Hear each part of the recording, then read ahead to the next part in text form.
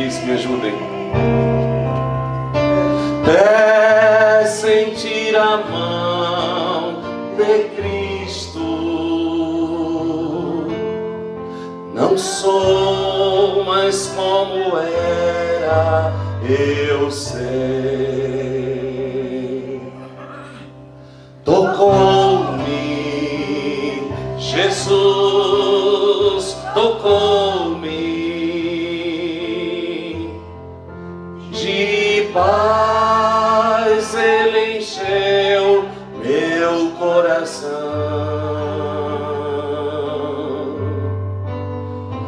Quando o Senhor Jesus me tocou,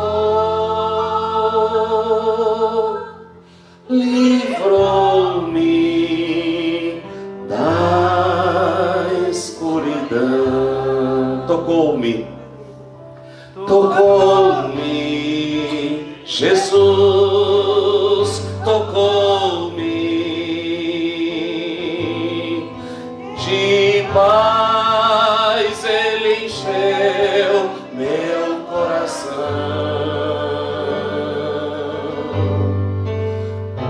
Quando o Senhor Jesus me tocou, livrou-me da escuridão. Senhor, a nossa oração nesta tarde é essa. Não nos deixes esquecer aquele dia em que Tu nos encontrastes. Não nos deixes esquecer o lugar de onde Tu nos tiraste. Não nos deixes esquecer jamais que um dia nós fomos este perdido pecador que foi encontrado pela Tua graça, infinita graça, e fomos arrancados do reino das trevas e fomos trazidos e introduzidos no reino do Filho do Teu amor, em quem hoje nós temos redenção e perdão para os nossos pecados. Não nos deixes esquecer, Senhor, de que o perdido éramos nós, de que não fomos nós que encontramos a Ti, pois a iniciativa nunca foi nossa, a iniciativa sempre foi Tua, Senhor. E que haja sempre no nosso coração um hino de louvor e de gratidão a Ti, Senhor. Que nós nunca nos esqueçamos de dar graças ao Teu nome, pelo Teu toque salvador, que mudou a nossa história, Senhor. Louvado seja o Teu nome por este dia. Louvado seja o Teu nome por esta experiência. Louvado seja o Teu nome porque os grilhões da impiedade foram quebrados na nossa vida e hoje nós somos livres para Te adorar, livres para Te servir, livres para ministrar ao Teu nome, livres do pecado, do diabo e do mundo. Nós podemos declarar: Teu é o reino, Senhor, Teu é o poder, Tua é a glória para sempre.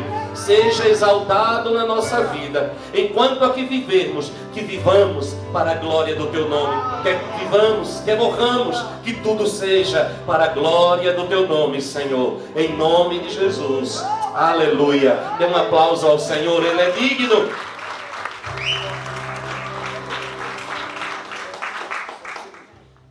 Irmãos, não posso deixar de falar não. Pastor, essa semana quando eu estava orando ao Senhor, pedindo ao Senhor a direção para este culto, eu senti uma grande vontade de louvar ao Senhor exatamente com esta música. Exatamente com esta música. Mas quando eu fui fazer o esquema para organizar o culto, não sobrou espaço para mim. Não sobrou espaço para mim cantar, então, pastor... Eu inventei. Aleluia.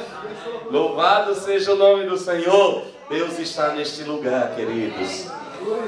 E como eu disse que hoje eu vou fazer gancho na ministração de todo mundo, volte lá no segundo livro dos Reis, no capítulo 6. Vamos ver algumas coisas que Deus já começou a nos falar desde o início deste culto. Nós estamos falando a respeito dos dons do Espírito, e estamos falando a respeito dos dons de curar. E é interessante o texto que o pastor Ailton trouxe no início do culto, porque dons são nada mais, nada menos do que ferramentas. Amém, irmãos? Dons não é aprovação de Deus em absolutamente nada. Dons são ferramentas de Deus para a realização da sua obra. E na obra de Deus ninguém é um inútil. Na obra de Deus, todos nós temos um papel, todos nós temos uma utilidade. Você é um instrumento para a realização do propósito de Deus nesta terra. Cada um de nós tem um território. Cada um tem um território. E cada um é responsável por conquistar o território que o Senhor nos confiou. Ninguém aqui está na terra só para ocupar espaço. Todos nós temos territórios a alcançar. Todos nós temos áreas que nós precisamos alcançar. E é o Espírito de Deus que nos habilita. É o Espírito de Deus que nos capacita a realizar esta obra. E é interessante porque eu vou só extrair alguns pontos aqui do que o pastor leu no início do culto. Segundo o livro dos Reis, no capítulo 6, a experiência de Eliseu fazendo esse machado flutuar, né? E eu achei interessante o pastor ressaltar que o machado é uma ferramenta. Diga ferramenta. Diga de novo, nem todos disseram, diga ferramenta. Diga mais uma vez, tem gente que não disse, eu estou olhando daqui, diga ferramenta. Isso, aprenda a fluir na direção que sobe do altar. Ferramenta. Dom também é uma ferramenta. Uma ferramenta. E é interessante que esta ferramenta tem a ver com a expansão da obra do Senhor. Toda ferramenta que Deus nos deu tem a ver com a expansão da obra do Senhor. Nós estamos nesta terra para saquear o inferno e povoar o céu. Aleluia. Nós estamos aqui para ser bênção nas mãos do Senhor. Amém, irmãos? Nada do que Deus nos deu por nossa causa. Nada do que Deus nos entregou por nossa causa. Deus nos entregou algo, Deus nos deu algo por conta de um plano que Ele tem. Por conta de um projeto que Ele tem. Deus não entra no seu projeto. Vamos tirar essa ideia maldita que entrou no meio evangélico. O meu Deus não é a minha imagem e semelhança. Eu sou a imagem e semelhança de Deus. Deus não existe para a minha glória. Eu existo para a glória do nome do Senhor. Não são os meus planos que atraem Deus. Eu sou atraído ao projeto de Deus. Eu sou atraído. E deixa eu dizer um negócio. Se o seu plano, se o meu plano de vida se encaixar no de Deus, maravilha. Se não, abra mão. Porque Ele não vai abrir mão do dele. Nem com Jesus. Pai, se for possível, afasta de mim esse cálice sem que eu beba. Contudo, entretanto, todavia, não seja feita a minha vontade, mas a tua. Eu abro mão da minha em função da tua. E Deus diz, ok, era isso que eu esperava. E nós estamos muitas vezes buscando ferramentas de Deus para nossos planos. Não existe. Não existe. Os meus planos precisam se encaixar nos planos do Senhor. E quando sobrar, quando vazar, poda e abra mão do seu, porque Ele não vai abrir mão do dele. O bom é saber que os planos de Deus, que a vontade de Deus para nós é boa, perfeita e agradável. Aleluia! A vontade de Deus para nós é nós dentro da vontade dele. Vamos apertar esse negócio? Dê uma arrumada aí na sua cadeira, sente, porque a gente vai apertar o negócio. A vontade de Deus para a minha vida sou eu dentro da vontade dele. A vontade de Deus para a minha vida não é um plano paralelo à vontade dele. O plano de Deus para mim não é um plano exclusivista. O plano de Deus para mim é que eu me encaixe no plano dele. A obra de Deus é uma só. Jesus Cristo deixa isso claro. Quando ele disse, eu cumpri o plano que tu me deste. João 17. Eu te glorifiquei na terra. Este era o propósito da minha vinda. Eu te glorifiquei na terra. Agora glorifica-me com a glória que eu tinha antes da fundação do mundo. A nossa recompensa não está aqui. A nossa recompensa está nas mãos do justo juiz. Paulo disse, eu morri. Enquanto eu estou andando na terra, eu sou um morto-vivo. Olhe para a pessoa que está do seu lado, defunto. Pode dar uma balançada nele aí. Pense, defunto, morreu. Se você não morreu, você vai morrer hoje, em nome de Jesus Cristo. Paulo disse, eu morri, a minha vida está escondida com Cristo em Deus. Não tente procurar, porque Deus escondeu a vida que Ele tem para você. E Paulo disse, a vida que eu vivo agora na carne, eu vivo ela pelo Filho de Deus que me amou e por mim se entregou. Aí quando ele terminou a vida dele, que ele estava pronto para morrer fisicamente, aí ele diz, eu combati o bom combate, eu terminei minha carreira, eu guardei a fé, eu estou pronto para receber a coroa que o justo juiz me dará naquele dia, e não só a mim, mas a todos quanto cumprirem o seu chamado nesta terra. É assim que a gente tem que viver nessa terra. Ontem eu ministrei em Londres eu estou já lá bem adiantado, eu ministrei sobre a alegria do Senhor. Diga, alegria do Senhor. Queridos, nós confundimos muito o que é a alegria do Senhor do que é a alegria natural. A alegria natural é consequência. A alegria do Senhor é matéria-prima para produzir. Não tem nada de errado na alegria natural. Você ganhou uma casa, ganhou um carro, conseguiu desencalhar e casou. Você está feliz, né? Ficou grávida, está feliz. Isso é consequência. Isso não é a alegria do Senhor. Nós transformamos a alegria do Senhor em testemunho, resultado de testemunho. Não, a alegria do Senhor não é produzida por testemunho. A alegria do Senhor é força para reconstruir muros que foram derrubados. Então você chega diante do escombro da sua vida, você chega diante de tudo destruído, e a alegria do Senhor se transformará em força para que você trabalhe e reconstrua aquilo que o diabo destruiu na sua vida. A alegria do Senhor não vem de fora para dentro, vem de dentro para fora. A alegria do Senhor, ela transforma o ambiente no qual eu me encontro. Ela não é afetada por este ambiente, nem para o bem, nem para o mal. Aleluia. Tudo, voltando, que Deus nos deu são ferramentas. Amém. Para a obra dele. Ah, se a igreja entender isso, a gente ganha o mundo para Jesus Cristo. Mas nós viemos a Jesus atrás de coisas. Coisas nossas. E não existe isso na Bíblia. Não existe essa promessa na Bíblia. Na Bíblia tem uma promessa de que você tem que morrer, você tem que tomar sua cruz, você tem que buscar o reino dele em primeiro lugar, você tem que amar a ele acima de todas as coisas. Não tem essa promessa que estão inventando por aí, certo? E aqui quando nós vamos ver este milagre, desse machado que flutua, hoje nós vamos falar de cura e de milagre, então aqui está um milagre, algo que a ciência não consegue explicar. Mas isso aqui traz uma mensagem muito profunda para nós. Disseram os discípulos dos profetas a Eliseu: o lugar em que nós nos reunimos contigo é pequeno demais para nós. O lugar em que nós nos reunimos é pequeno demais para nós. Chegará o dia em que nós vamos dizer isso aqui nesta igreja, amém, queridos? O lugar em que nós nos reunimos é pequeno demais. O reino precisa se expandir. A obra precisa crescer. A obra precisa crescer. Nós não podemos ficar fazendo manutenção do que Deus nos deu. É isso que tem que arder no nosso coração. O que eu estou vivendo hoje é pequeno demais para mim. Eu preciso expandir. Posso ouvir um amém de todo mundo? Não importa qual seja a área da sua vida, não importa qual seja o seu território. Não limite o que Deus tem na sua vida. É você que estabelece os limites de Deus para você. Em todas as áreas da sua vida. Até onde você vai com Deus, até onde você quiser. Até onde você quiser, até onde você quer ir com Deus, até onde você deseja ir com Deus, sabendo que há um preço, sabendo que há uma entrega, né? O ápice do ministério de Jesus Cristo era a cruz do Calvário. O ápice do ministério do apóstolo Paulo era uma prisão romana, úmida, fria e solitária. Então o caminho de Deus é diferente do nosso. Mas o resultado do ápice do ministério de Jesus e o resultado do ápice do ministério do apóstolo Paulo estão aí até hoje. E quem quis salvar a sua vida perdeu. Mas estes que perderam a sua vida por amor ao reino, ganharam. Aleluia! E hoje nós estamos aqui como resultado de tudo isso. Aleluia. O lugar da nossa habitação, disse aquele povo a Eliseu, é muito pequeno. Aí o que é que eles vão dizer? Vamos até o Jordão e tomemos de lá cada um de nós um tronco e construamos ali um lugar para nos reunir. Cada um, diga cada um. Cada um. Ninguém vai ficar de fora dessa construção. Não fique esperando que uns profissionais vão se levantar para poder fazer a obra do Senhor. Cada um aqui vai ter que buscar ferramentas de Deus para ir construir o local que Deus deseja. E o templo de Deus hoje já não é feito de madeira. O templo de Deus hoje é feito de homens e mulheres redimidos pelo sangue de Jesus Cristo.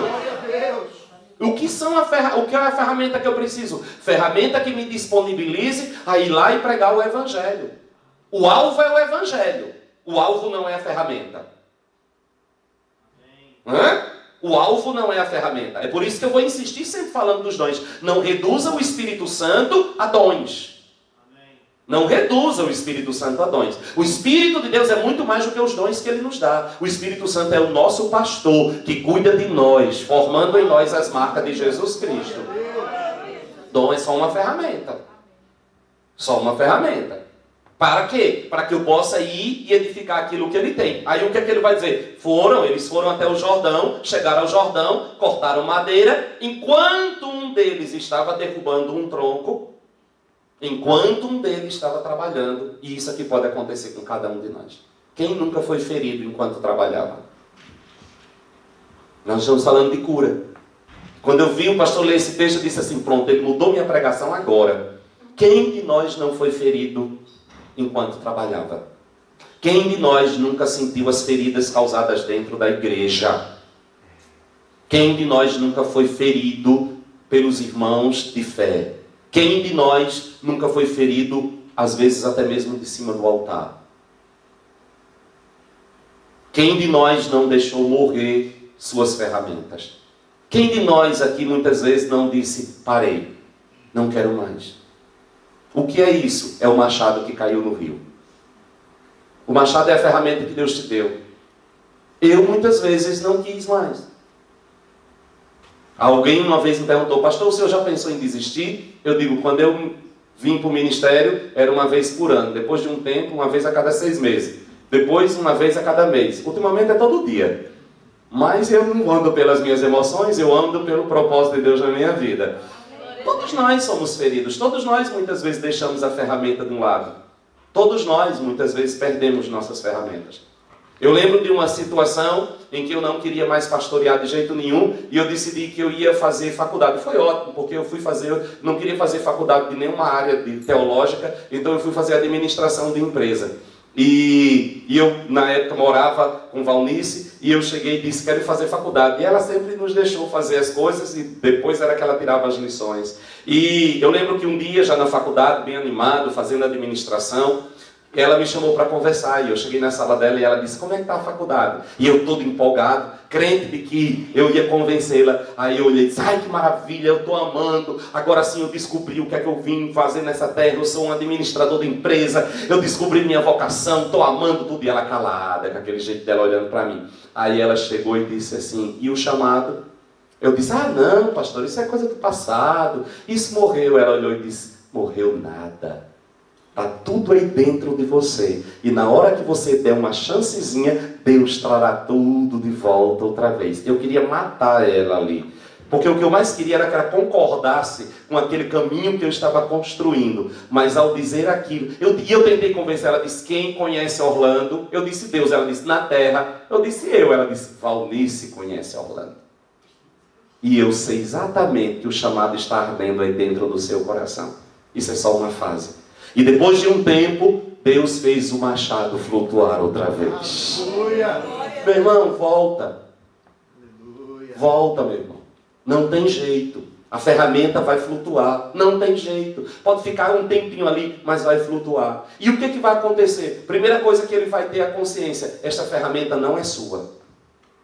Os dons que Deus te deu não são seus. E por isso que você deve se desesperar na hora em que você estiver colocando ele de lado. A primeira coisa que aquele moço diz é misericórdia, era emprestado. Tudo aquilo que Deus te deu, tudo aquilo que você tem de bom na sua vida, veio das mãos do Deus Todo-Poderoso. Um dia você vai ter que devolver. Um dia você vai prestar conta. Você colocou de lado, saiba, não era seu. Você perdeu, não era seu. Um dia você vai chegar diante do justo juiz e ele vai dizer, cadê? E o que é que você vai dizer? Jesus, quando chegou diante do Pai, ele disse, eis-me aqui e os filhos que tu me deste. E ele presta conta, irmãos. Ele diz, nenhum deles se perdeu, a não ser o filho da perdição, para que se cumprisse a profecia. O que nós vamos dizer? O que nós vamos dizer? Perdi o machado.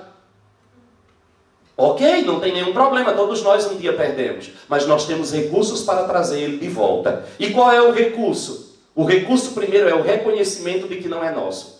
O segundo recurso, a cruz do Calvário de Jesus Cristo.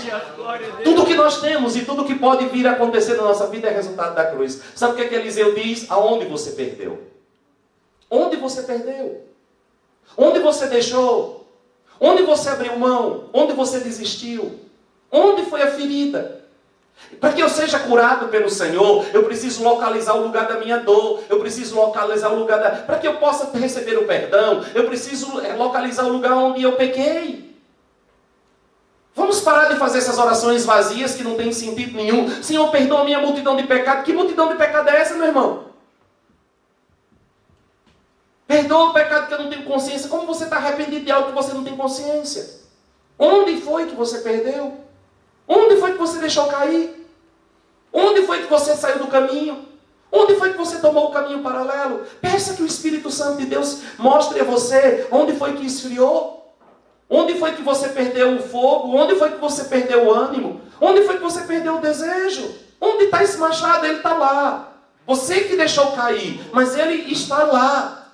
Mas para que você possa ter restituição na sua vida, e eu tenho certeza que a principal coisa que o Espírito quer fazer nesta tarde aqui é restituir na nossa vida aquilo que foi perdido. Mas você quer mesmo? Muitas vezes nós queremos fugir do lugar aonde nós perdemos, e aí nós começamos a tentar derrubar árvores só com um pedaço de pau, o cabo do machado sem machado. Meu irmão, você vai bater, fazendo um papel ridículo, não vai cortar nada. As nossas armas, elas não são carnais, elas são poderosas em Deus. Aleluia. Irmãos, nós não vamos fazer a obra do Senhor, não é por força e nem por violência, é pelo Espírito Santo de Deus que nos habilita a fazer isso. Onde você deixou cair? É a pergunta do Espírito a mim e a você hoje. Onde caiu o machado? Me leve até lá. Há uma unção profética neste lugar. Há uma autoridade espiritual neste lugar. Nós estamos reunidos aqui na presença de Jesus Cristo de Nazaré. A cruz do Calvário está aqui. E onde é que entra a cruz aqui? Quando aquele homem leva Eliseu até o lugar onde ele deixou cair o martelo. O martelo não, como é? O machado. Sabe o que é que Eliseu faz? Eliseu corta uma vara. Todas as vezes que você vê essa expressão na Bíblia, ela é uma figura da cruz de Jesus Cristo. Foi isso que aconteceu lá em Mara. Quando as águas eram amargas, Moisés cortou uma vara, um galho e jogou na água. Foi assim que Moisés abriu o mar para que o povo pudesse passar. O seu cajado tocando na água. E é assim que Deus vai trazer de volta o machado que se perdeu por um galho que é símbolo da cruz de Jesus Cristo. Querido, deixa eu te dizer uma coisa. A cruz de Jesus não apenas te deu o machado. A cruz de Jesus trará de volta o machado para as suas mãos. Vou dizer de novo, porque tem um bando que está mais por fora do que batendo. A cruz de Cristo te deu o machado. Você perdeu, a cruz de Cristo trará de volta o machado nas suas mãos. É a cruz que nos restitui todas as coisas. Nós não temos nada fora da cruz. Não há evangelho sem cruz. Não há salvação sem cruz. Não há nada sem cruz. Diga-se de passagem, o machado, que é um dom, que é uma ferramenta para. Quem tem uma ferramenta, tem uma ferramenta para. Ferramenta para quê? Para que eu possa pregar o evangelho. O alvo é pregar o evangelho. O alvo é anunciar Jesus. Como disse o pastor Felipe, o alvo não é dar coisas às pessoas que você tem hoje e amanhã não tem. O alvo é arrancar as pessoas do reino das trevas e trazê-las para o reino do amor de Deus. O alvo é salvar vidas. O alvo não é o machado. O alvo é construir um lugar maior. Entendem isso? O centro dessa mensagem, o centro de 2 Reis 6, não é o machado. Eu já ouvi tanta gente pregando sobre esse texto e o centro é sempre o machado que flutuou, o machado que flutuou. O machado é apenas uma ferramenta. O centro é o lugar em que nós estamos, está pequeno. Precisamos expandir o lugar da adoração ao nome do Senhor. Deus quer que você expanda.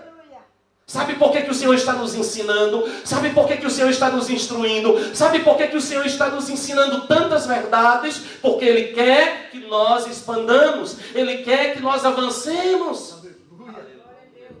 Deus está olhando para você e dizendo, é pouco o que você está fazendo. Ou muitas vezes você está fazendo até menos do que você fazia antes. Porque você perdeu sua ferramenta, você deixou cair. E Ele está dizendo, olha, você precisa ter esse machado de volta. E eu acho isso maravilhoso. Por quê, pastor? Porque para devolver o machado, por causa do propósito, Ele faz milagres acontecerem no meio de nós. Isso não é fantástico? Ele é capaz de restaurar coisas que aos olhos humanos eram irrestauráveis. Ele é capaz de transformar situações que aos olhos humanos eram intransformáveis. Por quê? Por causa de mim? Não. Por causa da expansão da obra dele nesta terra. Quando nós entendermos isso, nós descobriremos que não haverá nenhuma necessidade nossa que não seja suprida. Oh, maravilha, Senhor. O André falou a respeito de algo que aconteceu esta semana, né? Que presente glorioso nós tivemos. O Camizungo. Uma comunidade onde 98% das pessoas são analfabetas. Onde as pessoas, quem é rico, tem uma refeição por dia. E a maioria esmagadora não tem nem isso. Onde as crianças morrem de desnutrição. E Deus colocou um sonho no coração de um homem. Deus colocou um sonho no coração de alguém. Tudo começa com um sonho. Tudo começa com um sonho. Deus vai trazer sonhos ao seu coração. E as ferramentas, pastor, não se preocupe. Ele vai trazer o machado até as suas mãos. Ele vai trazer, fique tranquilo. Acalente os sonhos de Deus. E este sonho chegou até aquela comunidade miserável. E esta semana nós conseguimos inaugurar a escola do Camizungo. E que alegria foi poder chegar e ver aquelas crianças ali celebrando. Vá, filho, bota o pano. Aquelas crianças ali celebrando, porque chegou a escola até eles. E essas crianças vão poder mudar a sua história, não apenas resolver um problema temporal, mas elas vão poder agora mudar o seu futuro. Isso é o que Deus quer que nós façamos. Expandamos o reino dele nesta terra. E que alegria poder chegar e ver. Isso é a placa do SEDUC, Centro Educacional Cristão, e ver a nossa, eu dizia ontem assim, do lado da Odebrecht, né? Misericórdia. Enfim. Lá estamos nós, a gente parece gente, né? Do lado da Odebrecht. Do lado da Odebrecht, isso aqui são aqueles que estão mantendo aquelas escolas. E queridos, ali na escola do Camizungo, 200 crianças já estão matriculadas para serem alfabetizadas. E juntando com as outras escolas, já chega a 900 crianças sendo alfabetizadas na Angola. E você faz parte desta expansão do reino de Deus. Sua oferta está aí. As crianças que você apadrinhou estão aí. E as crianças mandaram um recado para a gente, né? Bora lá, filho, bota o vídeo. Presta atenção no que eu estou falando, né? Eu vou dizendo e tu vai entra na minha voz. Eu nem reclamei do som, que o Felipe disse que eu ia reclamar. Cadê o som? Volte.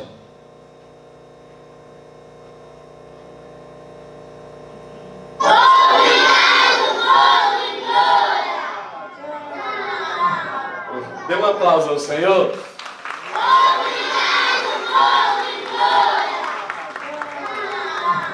Olha a coisa mais linda. Na realidade eles traduziram, né, Fire and Glory para fogo e glória e deram um grito lá, obrigado fogo e glória. Por quê? Porque eles têm uma esperança agora de ter a sua vida transformada. Isso é a expansão do reino de Deus. Amém, queridos? Mas amados, os dons do Senhor, as vocações que Deus nos dá, ela vem justamente para isso. Para quê? Expandir o reino. Expandir o reino. Expandir o reino. Expandir o reino. Deus irá trazer de volta o machado que nós perdemos. Aleluia. Feche os seus olhos por um instante. Pergunte ao Espírito Santo: o que eu deixei cair de ferramentas, Senhor? O que eu perdi? Onde eu parei? Onde caiu, Senhor? Que o Teu Espírito possa nesta tarde, Senhor, nos conduzir a cada um de nós, a pessoas neste lugar, Senhor, que estão precisando ter de volta as armas espirituais que um dia Tu destes e que Ele deixou cair, perdeu à beira do caminho, estavam fazendo a obra. Há outros, Senhor, que foram feridos, há outros que foram machucados. Mas nós cremos, Senhor, e nós sabemos que o Teu Espírito está neste lugar para produzir, Senhor, cura nas nossas almas, para que nós possamos avançar, para que nós possamos tomar de volta aquilo que nós perdemos, Senhor, e sermos úteis na Tua mão, e sermos produtivos nas Tuas mãos. Senhor, a minha vida é útil para Ti.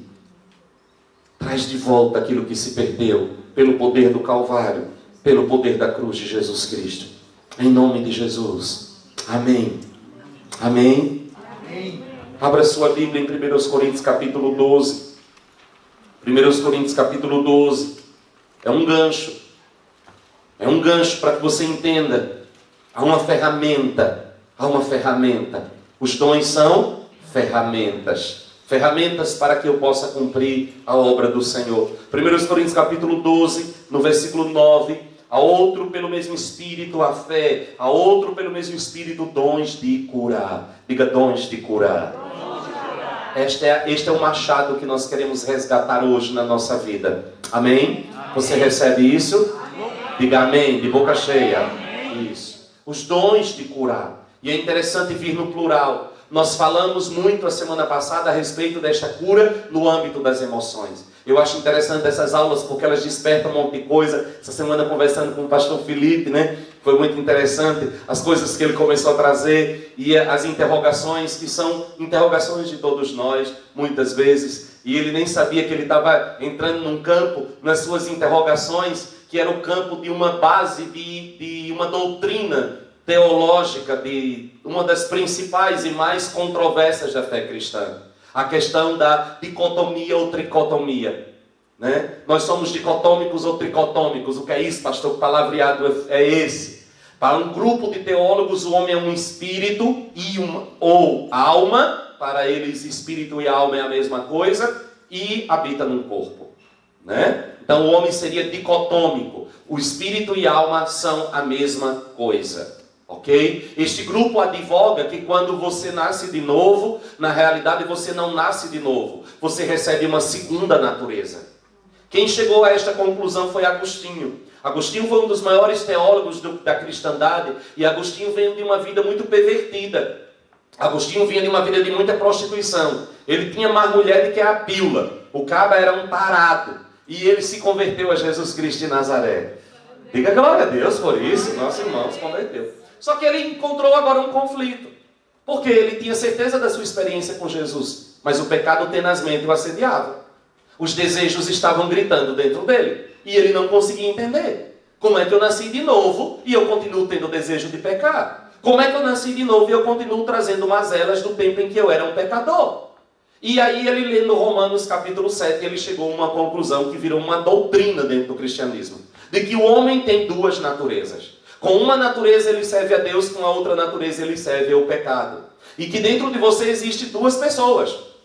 Você é filho de Deus por natureza, mas você também é filho do pecado por natureza. E ali Agostinho se encaixou dentro disso aí. Ou seja, você é um espírito ou alma, que para ele seria a mesma coisa, mora dentro de um corpo. Quando você aceitou Jesus Cristo, o seu nome, você foi adotado. Você foi adotado. O teu nome foi escrito no livro da vida como uma escritura de posse. Mas a tua condição, a tua natureza não mudou. Você continua sendo filho de Deus por adoção, mas você continua sendo filho de Adão por natureza. Pastor, isso aí se sustenta? Não. Existe uma outra linha que é a questão da tricotomia. O que é a tricotomia? Você é um espírito, possui uma alma e habita num corpo. Espírito e alma não são a mesma coisa. Para você começar a pedir as curas de Deus na sua alma, você precisa identificar as coisas. Você precisa compreender que o teu espírito é uma coisa, a tua alma é outra coisa. Pastor, eu não vou entrar em todos os textos, eu vou apenas citar. Depois vocês podem fazer uma pesquisa maior, porque esse não é o tema da nossa ministração hoje. A Bíblia diz que a palavra de Deus é viva e eficaz. Amém, irmãos? Ela é apta para discernir as intenções do nosso coração. E ela é capaz de separar alma de espírito e junta de medula. Eu pergunto, junta e medula é a mesma coisa? Não. Se junta e medula não é a mesma coisa, então alma e espírito também não é. Porque Paulo disse que a palavra de Deus separa elas duas.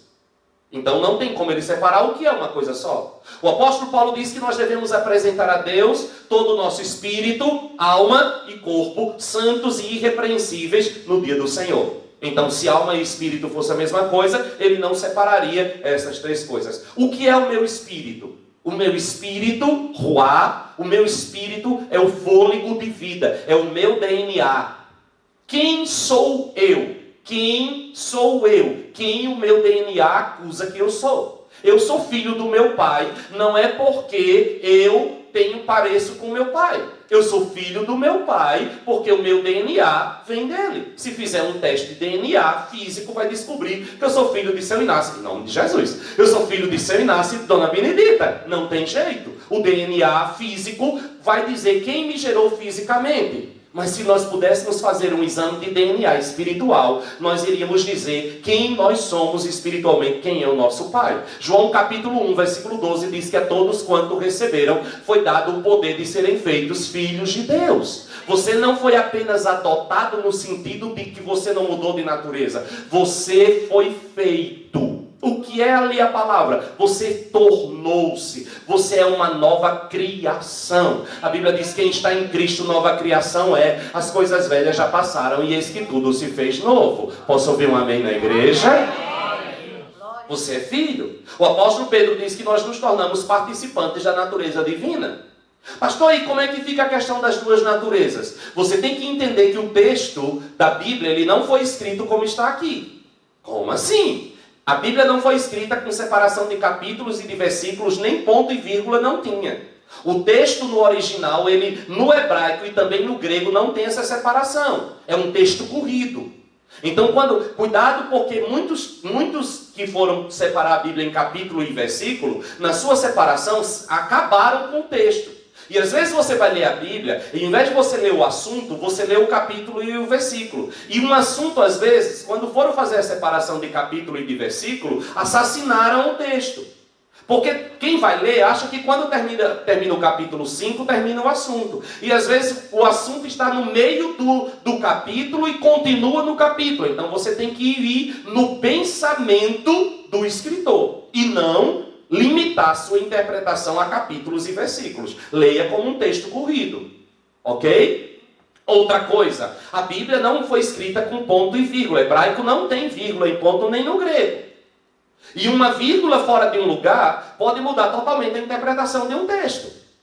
E às vezes você vai ler preso à vírgula e quando você vai ver tem coisas que não tem sentido. Você não questiona porque você tem medo de estar questionando a Bíblia. Você aprendeu que não pode questionar a Bíblia, mas tem um negócio que não tem sentido do jeito que você lê. Por exemplo, não vou dissecar tudo isso porque eu tenho que chegar na cura. Por exemplo, mas o pastor aí me pediu para eu ir devagar, né? Então eu vou, um ponto de cada vez, eu vou costurando tudo até Jesus voltar. A gente aprende sobre os dons do Espírito. Amém, igreja?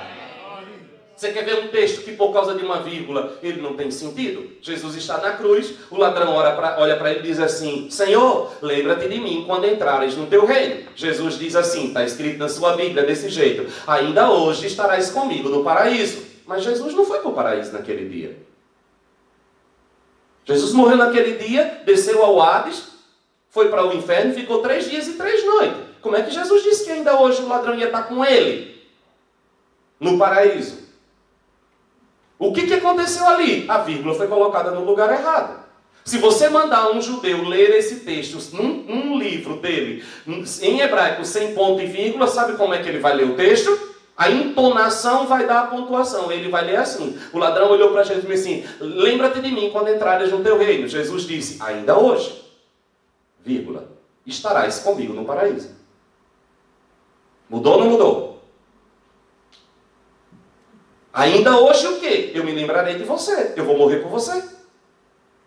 Ele pediu para ser lembrado. Jesus disse: ainda hoje. Ao morrer, eu estarei me lembrando de você.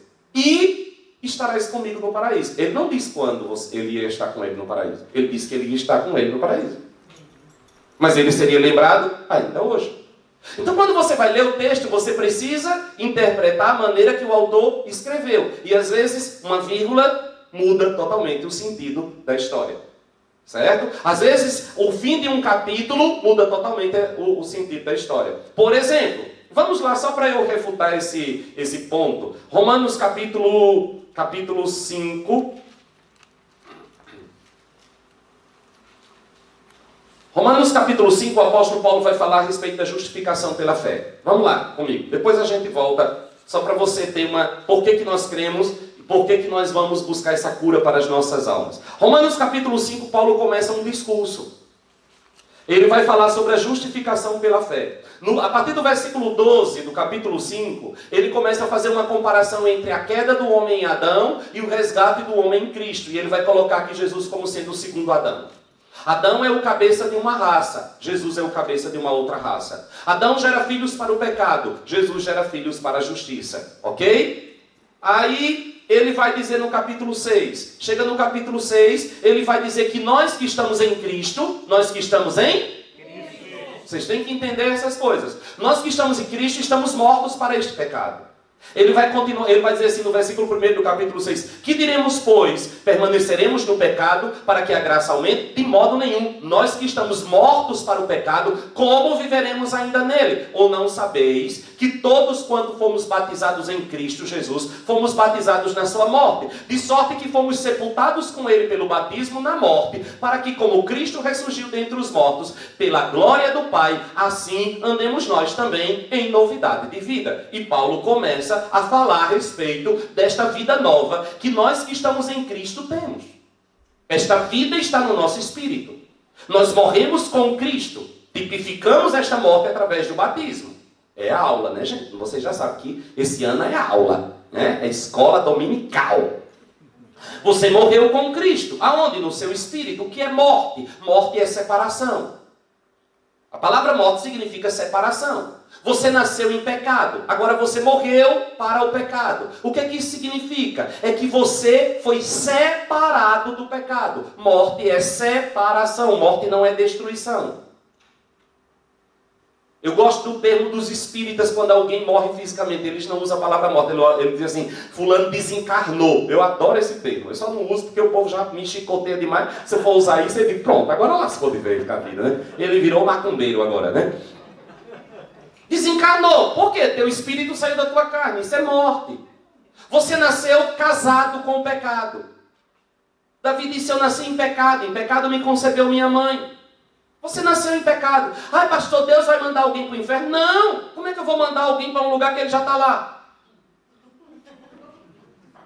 Deus não vai te mandar para o inferno. Deus vai te tirar do inferno. Porque todos já nasceram no inferno. Davi disse: eu nasci em pecado me concebeu minha mãe. Deus não vai mandar ninguém para o inferno. Acaba já nasceu no inferno. Ele está arrancando gente do inferno. Amém, igreja? E você foi arrancado de lá. Você morreu. Ao ser arrancado do inferno, você foi separado do pecado. Ao ser separado do pecado, você morreu para o pecado. Cortou relações. Morte é cortar relações. Alguém faz uma apronta, uma pesada com você, você fica com raiva da pessoa. Não, vocês não, vocês são muito crentes, eu. Você fica com raiva da pessoa. O que é que você diz? Fulano para mim? Mas ele não morreu. O que é que significa? Quebrou a relação. Cortou a relação. Então você pode dizer em alto e bom som: Satanás para você morreu. Ai, não sai um amém, né? Tem gente que nem reage a um negócio desse. Que horror.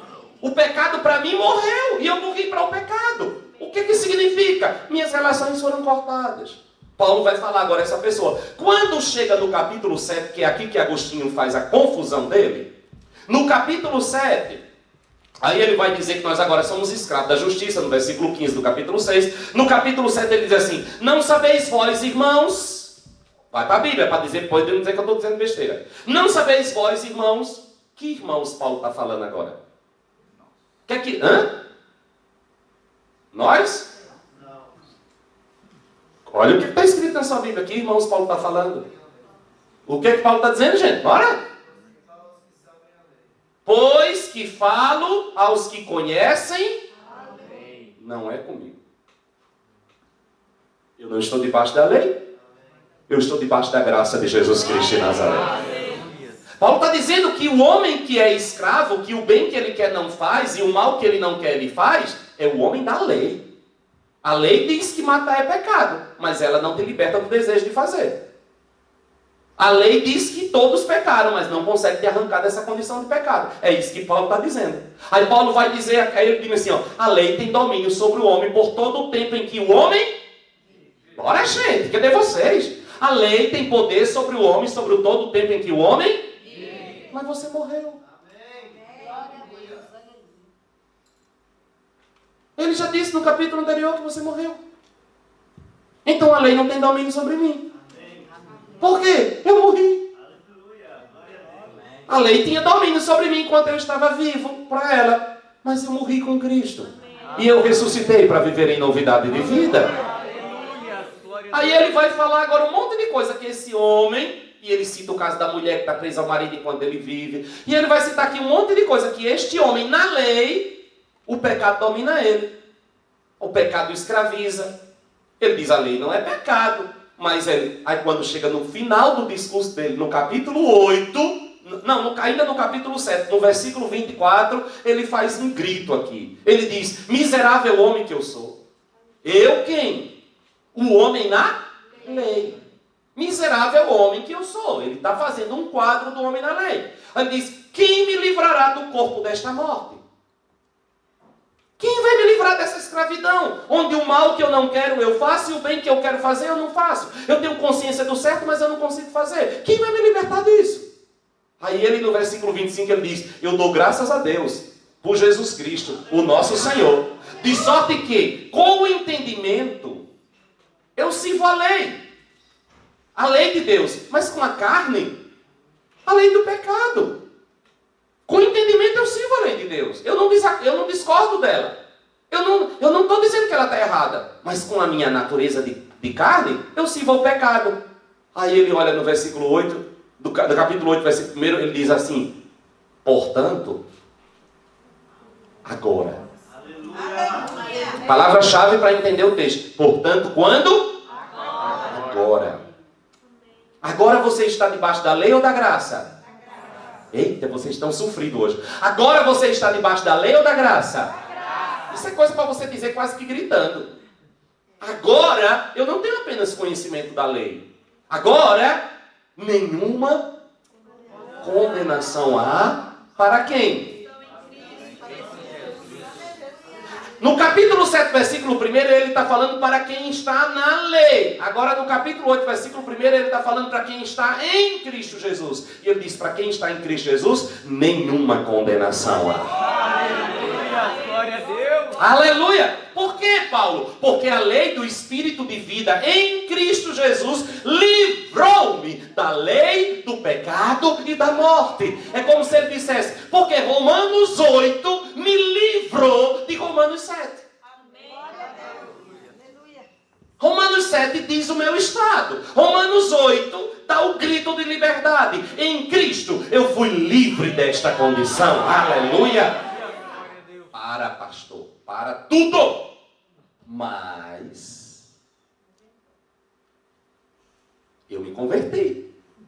Estou em Cristo. Como Agostinho, também tenho vontade de pecar. Como Agostinho, também tenho lembranças do meu passado. Como Agostinho, também tenho desejos errados. E como Agostinho, tenho esse conflito. Nenhum problema. A questão é quando você assume sobre você alguma coisa como sendo sua identidade. Alguém aqui já bebeu? Foi viciado? Quase viciado? Vixe, menino. Pensei que ia ter uma pessoa sofrida no meio da igreja. Deixa eu apertar mais a pergunta. Alguém aqui já foi viciado em droga? Rosa, baixa o braço. Uma Rosa levantou a mão. Oi, Rosa.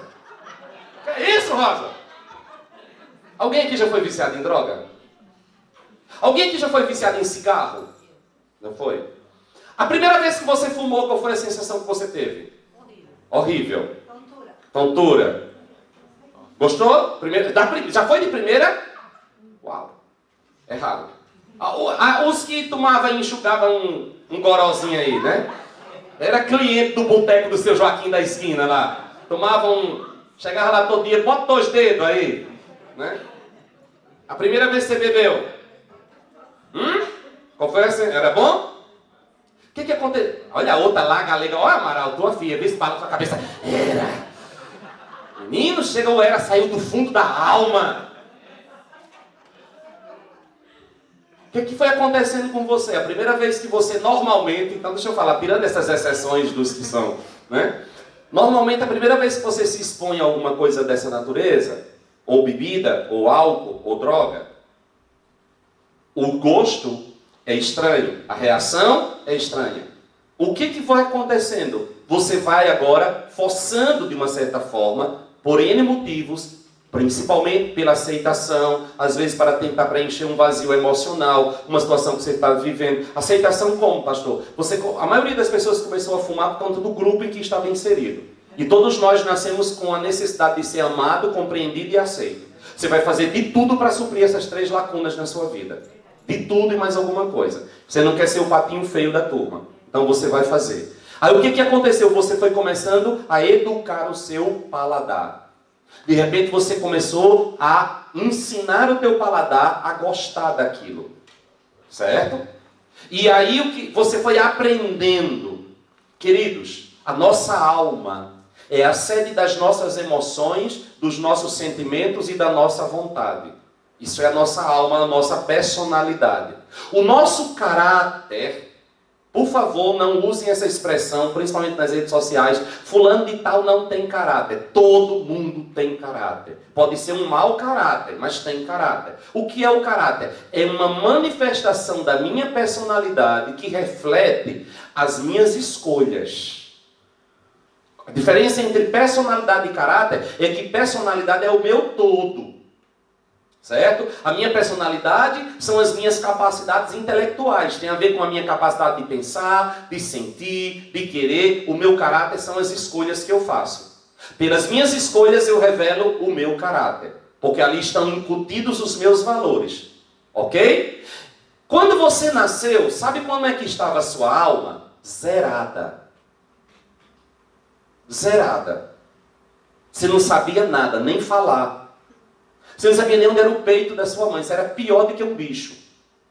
Se não botasse o bezerrinho, quando nasce, ele vai direto caçar o peito da vaca e mama. Você, se a sua mãe não forçasse você a esfregar para você poder mamar, você morria de fome, porque você não sabia chegar lá. Você nasceu zerado. Suas emoções, os seus sentimentos e a sua vontade estava zerado. Tudo que você é hoje, na sua alma, você aprendeu.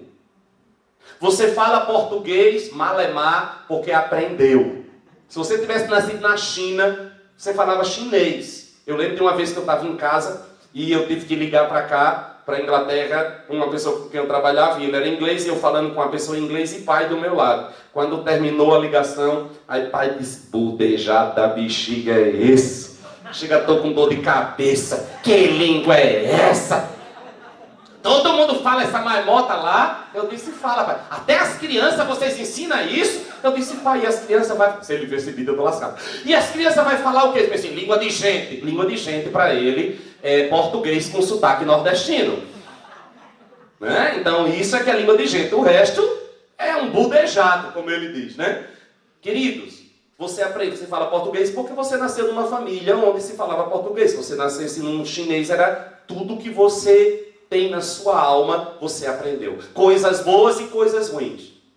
Você foi construído na sua personalidade a partir das experiências que você viveu. E deixa eu te dizer uma coisa. Ferido no teu corpo, aí você mora dentro de um corpo. Só para fazer um resumo da história. O teu espírito nasceu de novo quando você se encontrou com Jesus. Quem está em Cristo, nova criação é. Aonde? No meu espírito. Eu sou meu espírito. Eu sou uma nova criação porque eu sou o meu espírito. O meu DNA está no meu espírito.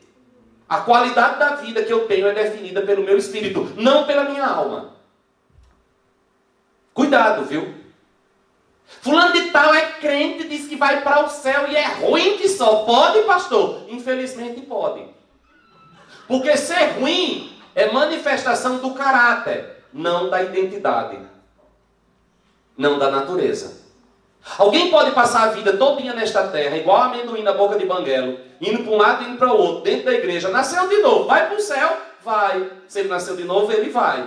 Mas pastor, ele é ruim que só, porque não deixou Deus trabalhar na alma dele. Ele vai entrar no céu como que pelo fogo. Tem uma árvore lá que as folhas são para a cura das nações. Ele vai comer tanta folha, para poder ser curado antes de chegar diante do trono, que quando ele chegar diante do trono, os anjos vão pensar que entrou a mulher do incrível Hulk. De verde que ele está, de tanta folha que ele comeu. Não vai ser assim com você, amém, queridos? Tem gente que acha que vai chegar no céu e já vai pro abraço, né? Você vai continuar na eternidade do ponto que você parou aqui embaixo. Tem gente que acha que a morte vai transformar tudo nela. Morte é inimiga, queridinho. A morte é inimiga, a morte não vai causar nada. No dia que você se encontrou com Jesus, mudou algo em você. Aonde? No teu espírito. Quanto tempo demorou essa mudança, pastor? Eu estou falando de cura. Você tem que localizar a doença onde o meu machado caiu.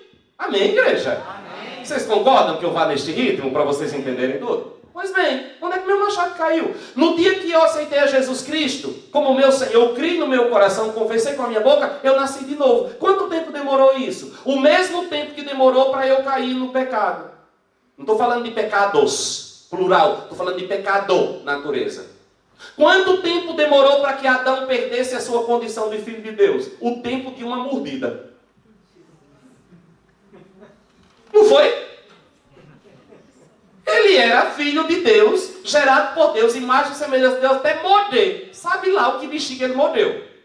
Pastor, não foi uma maçã? Vocês estão assistindo Disney demais. Eu não acho que tenha sido maçã, eu acho que foi figo. Mas, enfim. Como assim, pastor? É só uma curiosidade. Por que o senhor acha que foi figo? Ué, quando ele descobriu que tinha pecado, ele costurou para ele folhas de quê? Então, qual era a árvore mais próxima dele? Só uma ideia. São as minhas divagações. Eu amo ministrar para vocês. Hã? Se ele costurou com folha de figueira, o figo estava maduro. O figo estava maduro, não era? Ele comeu, né? É por isso que eu não gosto de figo, não. Vê se vai que esse negócio de mulher com uma. Não, tá certo? Ok, quanto tempo durou a queda de Adão? Uma mordida. Quanto tempo demora para que eu nasça de novo? O tempo de uma mordida.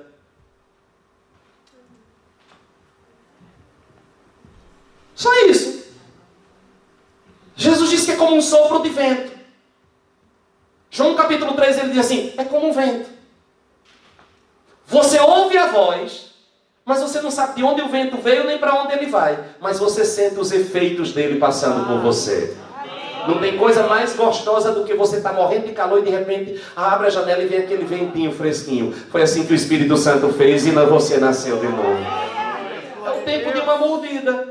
É instantâneo, porque não demorou para você perder a sua condição de filho, também não demora para você adquirir a sua condição de filho. Se creres no teu coração e confessares com a tua boca, serás salvo. Aleluia. Instantâneo, eu creio. Jesus, eu creio. É por isso que a Bíblia diz assim, todo aquele que invocar o nome do Senhor, será salvo. No tempo de uma mordida.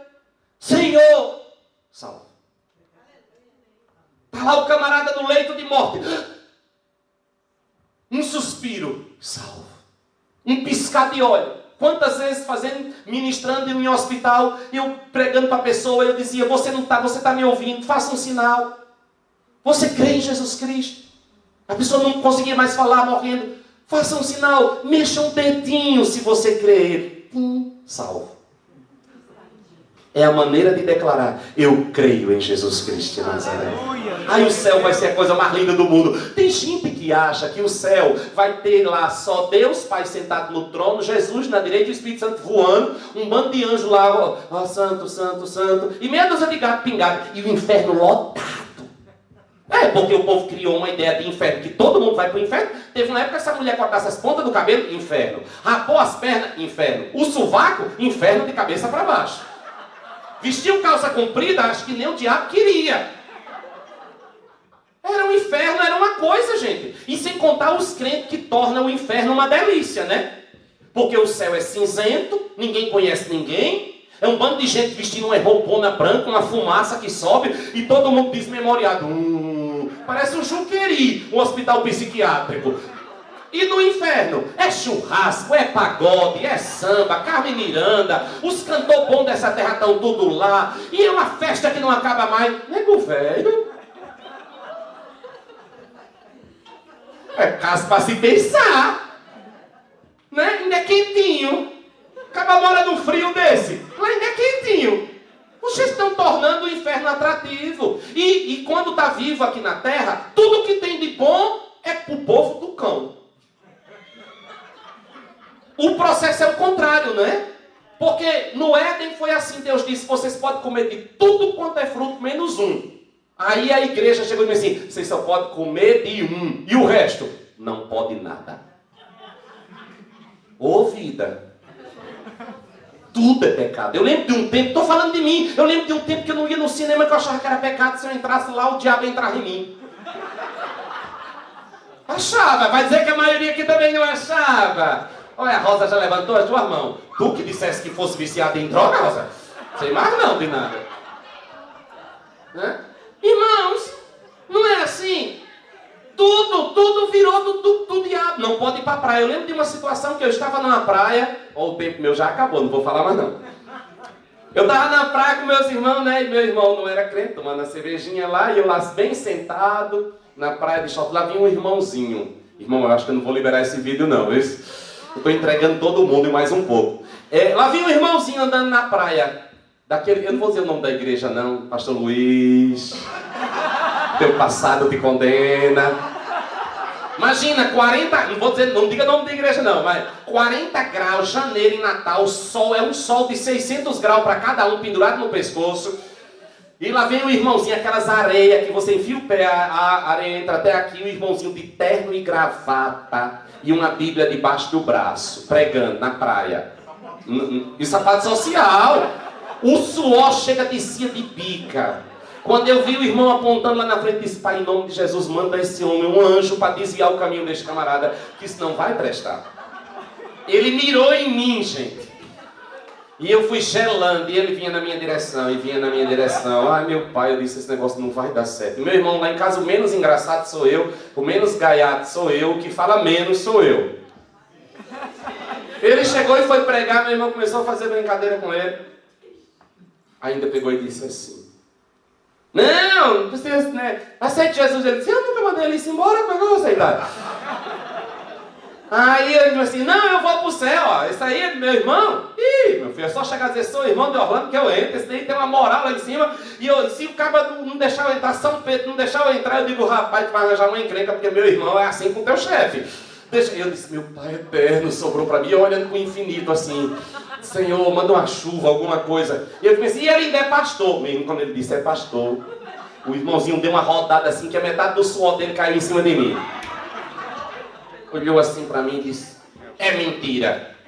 Eu disse, não é? Olhando, eu disse, não, meu irmão, a paz do Senhor.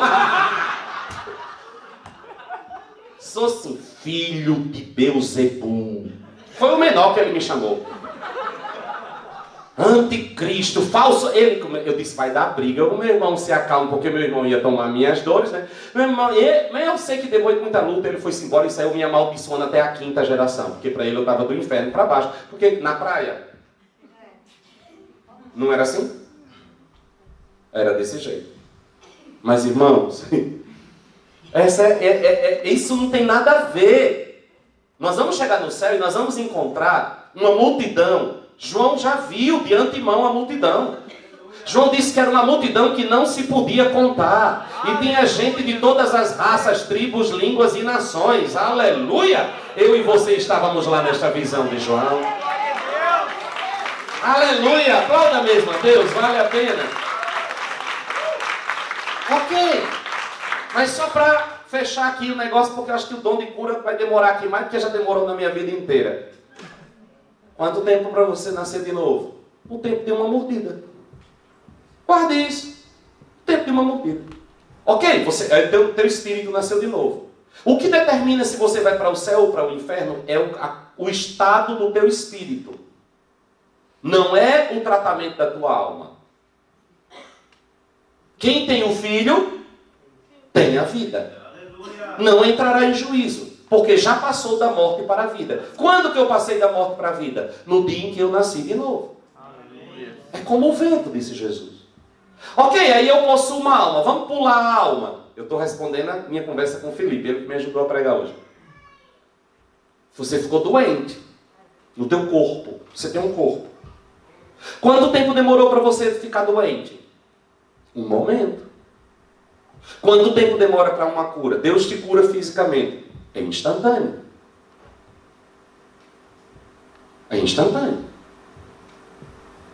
Ok. Você chegou, Jesus chega para aquela mulher encurvada, endireita. Jesus chega para o cego, veja. Jesus chega para a sogra de Pedro, estava com febre, cura. Pedro vai lá e nega ele. Ele tinha certeza que a velha ia morrer. E hoje eu estou querendo ser engraçadinho, né? Vocês nem entenderam, enfim. Instantâneo. Instantâneo. E a minha alma? Quanto tempo demorou para você ser quem você é? Eu conheço você na sua alma, eu não conheço seu espírito. E quem conhece o seu corpo é só a sua esposa ou seu marido. Mas se tiver mais do que alguém que conhece seu corpo fora seu esposo ou seu marido, vem cá que eu quero orar por você. Então quem que eu conheço de você? Sua personalidade e o seu caráter. Eu conheço sua alma e conheço o seu caráter. E essa alma, essa sua personalidade, e você também conhece você a partir das suas emoções, sentimentos e vontade. Quanto tempo demorou para você ser quem você é? Uma vida. Ah, pastor, mas tem coisas na minha vida que elas foram automáticas também. Sim. Mas você percebe que isso pode ter se agravado dentro de você? E também existem muitas coisas na sua vida em que, no campo da alma, que também a cura ela é automática. Mas deixa eu dizer um negócio para você. Os maiores problemas da nossa alma não são as manifestações imediatas. Vamos lá. 5 minutinhos. Vocês aguentam 5 minutinhos? Vamos lá. Tal. Ah, não, eu fiquei com raiva de fulano. Fulano disse uma coisa, fez um comentário a meu respeito, que eu fiquei com ódio da pessoa. Quem já teve essa experiência aqui, além de mim? Eu já me entrego, que é para vocês ficarem com essa cara de querer ser mais santo do que eu. Tudo com a cara de parecer mais santo do que eu. Só Jesus sabe, né? Não, pastor Ailton? Fulano fez um comentário e você ficou magoado, com raiva da pessoa. Você acha que o problema está na raiva que você ficou dela? O problema que você tem que resolver não é a raiva que você ficou dela. Isso é pecado. Você odiou ela pelo que ela lhe fez. Ela disse algo de você. Ela disse que você é feio. Você é. Você é. Ela chegou e disse, seu gordo. E você está gordo. E você é bully, né? Bully na minha terra é de botar café. No meu tempo isso era apelido. E quem não tinha um apelido na escola não era nem gente. Agora tudo é bully. É bullying. Você foi bulido. Chamaram você de gordo. Você está acima do peso, chamaram você de gordo. Aí você ficou com raiva da pessoa. Presta atenção aqui. A Bíblia diz que se você quer trazer sua oferta no altar e descobrir que alguém tem algo contra você, vá lá e se reconcilie com ele. Porque a raiva que você está da pessoa é pecado. Não confunda pecado com cura. A raiva é pecado. Agora, você precisa descobrir o seguinte. Por que você ficou com raiva? O ato de você ter raiva da pessoa foi instantâneo. Mas o que levou você a ficar com esta raiva não foi instantâneo. A atitude daquela pessoa tocou numa ferida que você carrega na sua alma há muito tempo. Por isso que você ficou com raiva. Um complexo, você não se aceita, você se olha no espelho e se acha feio, alguém chega e diz que você está feio.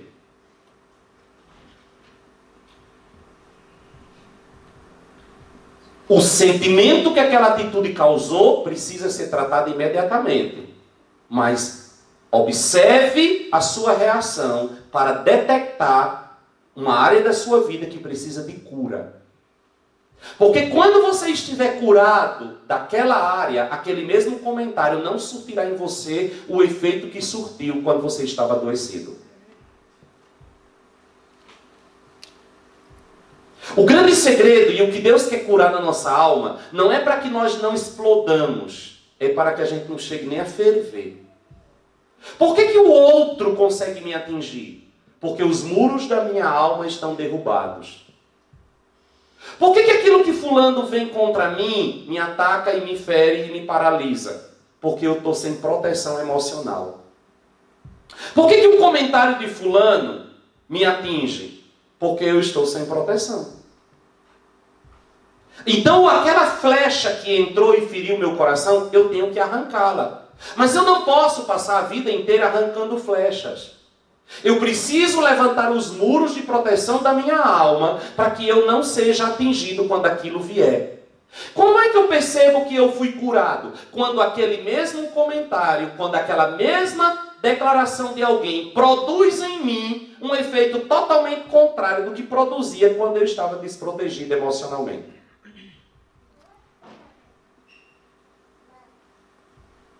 As carências emocionais. Uma pessoa carente, ela é igual uma esponja. Ela absorve tudo e nada lhe satisfaz.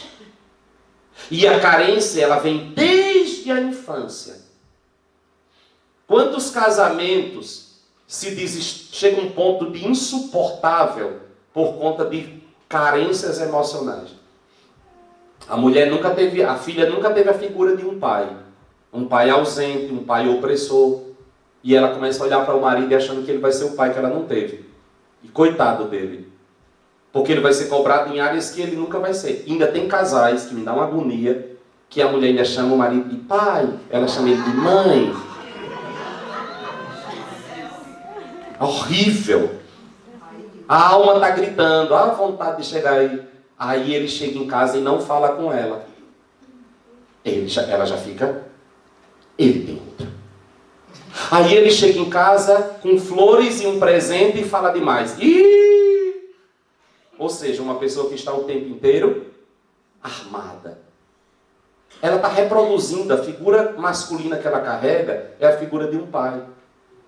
E o homem que não teve uma figura materna equilibrada, e ele casa, e a mulher é a mãe dele, se não levar a cueca para ele, ele não troca de cueca uma semana. Ele vai tomar banho e a toalha a mãe que tem que levar. Ele não sabe nada, ele não faz nada. O relacionamento totalmente... Vai chegar uma certa hora que ninguém aguenta isso. Isso aí eu estou falando do extremo. Mas as nossas carências. E aí vem os referenciais. Você sabe que dentro da família é o lugar de maior cura que existe. Mas é o lugar onde nós mais adoecemos. Porque cada pessoa dentro da família tem um papel que você vai carregar para o resto da sua vida. Eu já falei disso aqui falando sobre família. A figura do pai, você vai levar ela para muitas áreas da sua vida. A figura da mãe para muitas áreas da sua vida. A figura dos... Tudo você vai levar e vai definir a tua personalidade. Aí você vem para Cristo. Aí você chegou, você nasceu de novo. Você é uma nova criação. Mas a tua alma precisa de cura. E quanto tempo vai durar essa cura, pastor? Eu tenho uma notícia para dar para vocês, não sei se vai ser feliz para vocês, não. Vai demorar uma vida inteira. Por que uma vida inteira? Por duas coisas. Primeiro que o tempo que você demorou para ser ferido, você vai ter que desconstruir coisas na sua vida e reconstruir coisas na sua vida a partir de novos hábitos.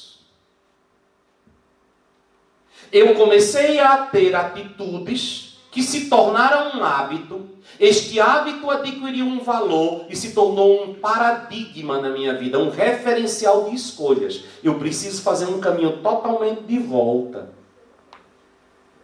Criar novos hábitos, repetir estes hábitos até que eles adquiram valor, para que eles se tornem referencial de escolhas na minha vida. Isso demora. E tem uma parceria entre eu e o Espírito Santo. Ele não faz isso, pá. Pode até fazer algumas coisas que são drásticas. Um abuso, um ódio, uma violência que causou um dano muito grande. A cura. Mas comportamento vai demorar. Então nós precisamos nos deixar trabalhar. O grande problema aqui é que muita gente, durante muito tempo dentro da igreja, nós negligenciamos a alma. Nós espiritualizamos tudo. As coisas eram o Deus ou o demônio. Era muito demônio para pouca gente. Não era não? Tudo era libertação. E nem pecado existia mais. Fulano tem um demônio do adultério. Não, filho, está em pecado. Fulano tem um demônio da mentira. Fulano tem um demônio. Tudo era demônio, né? Um bando de santinho dentro da igreja. Não, nós temos que dar nome ao boi. O que é demônio a gente expulsa. Mas existem coisas que são cura. E o que é que nos cura? Aí você vai se expondo à palavra. Os dons de curar. Os dons de curar. E ele opera como? No meio da igreja. Olha o que é que o diabo faz. Ele diz que você não precisa da igreja. Ele diz que você não precisa congregar. Ele diz que você não precisa estar aqui. Você nem sabe. O material que é usado para a cura da nossa alma é a palavra de Deus. A Bíblia diz que Jesus nos purifica pela lavagem da água da palavra. Você está aí sentado, mas você está tomando um banho pela palavra de Deus que está entrando dentro de você. E vai entrando na tua alma, e você vai aí recebendo isso, e isso vai entrando, e é semente, e é água, e vai tratando você. E deixa eu dizer uma coisa para vocês. Cura da alma é a coisa mais linda do mundo. Sabe por quê? É um processo de restauração. Ao você parar para assistir um restaurador de obra de arte, você é uma obra de arte do Deus Todo-Poderoso, querido. Você vai ver um restaurador de obra de arte restaurando aquilo, dá agonia. Porque os pincéis são os mais finos possíveis. Os detalhes são imprescindíveis. O segredo está nos detalhes. E o tempo, ele nem se preocupa. Para restaurar uma peça do tamanho de nada demora horas. Porque tem que ficar do jeito que era no original. O artista que está restaurando você é o Espírito Santo de Deus. O material que ele está usando é a palavra de Deus. E o tempo, um dia para ele é como 1000 anos, e 1000 anos como um dia. E você é como um barro nas mãos dele. É ele que vai dar a forma que ele quer na sua vida. Mas se você se rebelar, ele vai estar lá esperando. Quem vai determinar os tempos dos trabalhos de Deus na minha vida sou eu. Quem vai dizer até onde Deus vai fazer e que velocidade Ele vai fazer, sou eu. Se você endurecer e disser, não, eu não quero mexer nisso, Ele te respeita. Tem gente que é Gabriela pura. Eu nasci assim, eu cresci assim, eu sou sempre assim, Gabriela. Ele quer só ir para o céu. Para esse eu oro, Deus, mata ele, Deus. Vai ficar aqui fazendo o quê? Vá-se embora comer folha lá no céu. Eu, como não tenho pressa, caixão tá caro e a terra tá fria, então eu vou esperar até o arrebatamento. Enquanto isso, eu vou trabalhando no meu caráter para eu comer bem pouquinha folha lá no céu e ir direto adorar o Cordeiro na frente lá e adorar aquele que me salvou. Aí ele vai trabalhando no nosso caráter, pondo remédio. E o que é que Deus vai usar para trabalhar, para nos curar? Os dons de cura. Principal dom de cura. Gente, meu tempo já estourou faz século, vocês devem estar me odiando aí. Olha, se tiver vai ter que pedir perdão, porque, né? Já disse que não pode. Deixa eu dizer. Deus, Ele é perito em usar, transformar maldição em bênção. Qual foi o material que o diabo usou para ferir você? Experiências e pessoas. Qual o material que Deus vai usar para curar você? Experiências e pessoas. Para de mistificar as coisas, porque os dons de curar estão operando o tempo inteiro e nós rejeitamos ele. Você foge do vidro de remédio que Deus tem para curar você. Quem é o vidro de remédio, pastor? Que vidro de remédio é esse que eu fujo? Não, eu quero, eu aceito. Olha do teu lado aí, dá uma olhadinha do teu lado. Dá, amigo. Olha um vidrinho de bezetacil aí, boa. A Bíblia diz que assim como o ferro se afia com outro ferro, assim é um homem com outro homem. É nos relacionamentos que nós somos tratados. Aí nós fugimos, porque bate de frente com a gente. Aí vem a pergunta, por que o comportamento de fulano, a atitude de fulano incomoda tanto você? Porque bateu de frente com a ferida que você carrega.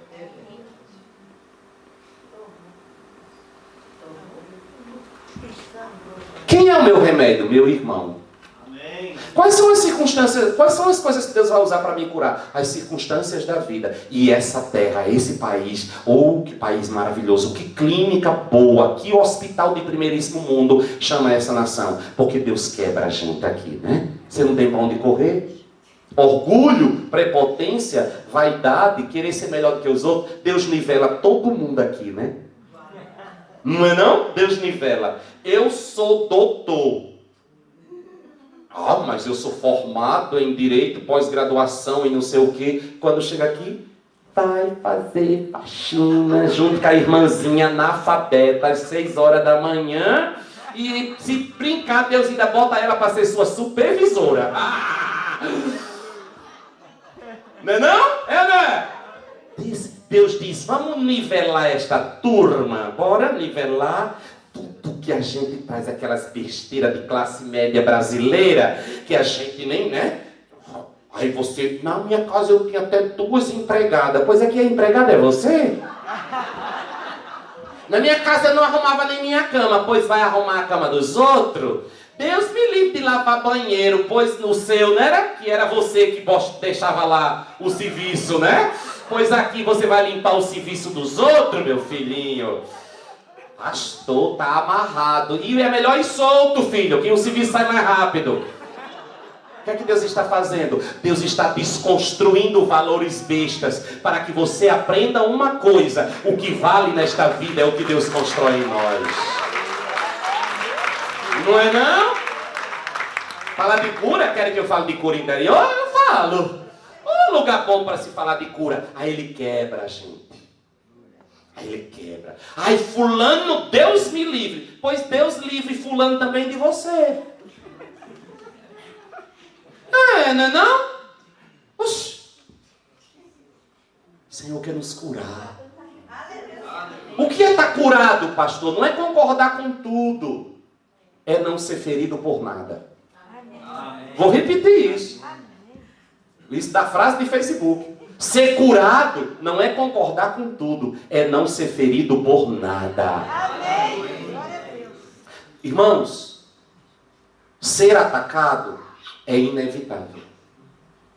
Ser ferido é uma escolha minha.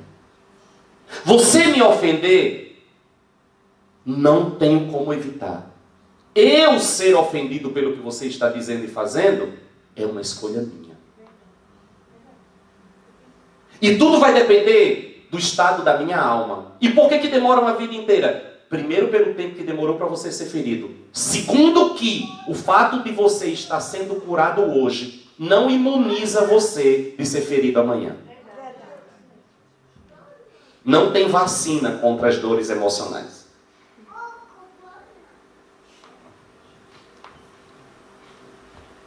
E quando você pensa que está em pé, já caiu. Você está protegendo um lado, o diabo vem por outro. Vamos ficar de pé, porque senão eu não vou parar de falar, não. Está borbulhando um monte de coisa aqui. Eu lembro de uma situação que eu vivi um tempo atrás. Os bichinhos que vieram hoje nos visitar devem estar dizendo, meu Deus, esse culto não termina mais nunca. Esse homem fala mais do que o homem da cobra. É assim, não, filho, todo dia não. É um dia sim e o outro também.